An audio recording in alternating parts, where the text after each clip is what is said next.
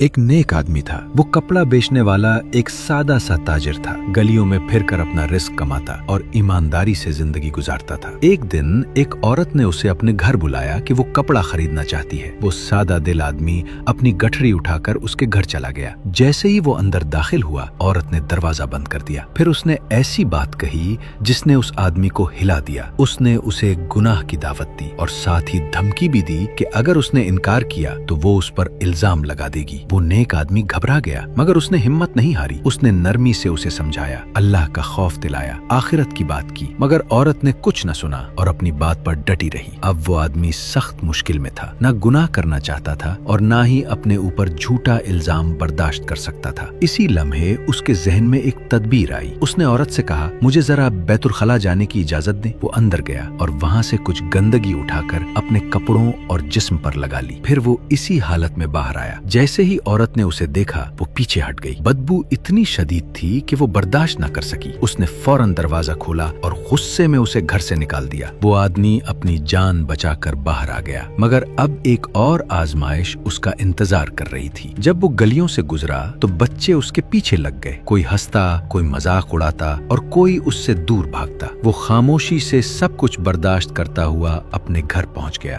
گھر آ کر اس نے اچھی طرح غسل کیا، اپنے آپ کو پاک کیا اور تھکا ہوا اپنے بستر پر لیٹ گیا۔ اسی رات اسے خواب آیا۔ ایک آواز آئی، تم نے وہ کام کیا ہے جو بہت کم لوگ کر پاتے ہیں۔ تم نے اپنے آپ کو گندگی میں ڈال لیا مگر گناہ سے بچ گئے۔ اب ہم تمہیں دنیا اور آخرت میں خوشبو عطا کریں گے۔ وہ آدمی نیند سے بیدار ہوا تو اس کا دل شکر سے بھر گیا۔ وقت گزرا اور لوگوں نے دیکھا کہ اس کے جسم سے ہمیشہ خوشبو آتی ہے، ایک ایسی خوشبو جو عام نہیں تھی۔ اسی وجہ سے لوگ اسے مشک والا کہنے لگے۔ یہ کہانی ہمیں یہ سکھاتی ہے کہ اگر انسان سچے دلہ کے لیے گناہ سے بچنے کی کوشش کرے تو اللہ اسے ایسی عزت دیتا ہے جس کا وہ خود بھی سوچ نہیں سکتا۔ لا الہ الا انت سبحانک انی کنت من الظالمین۔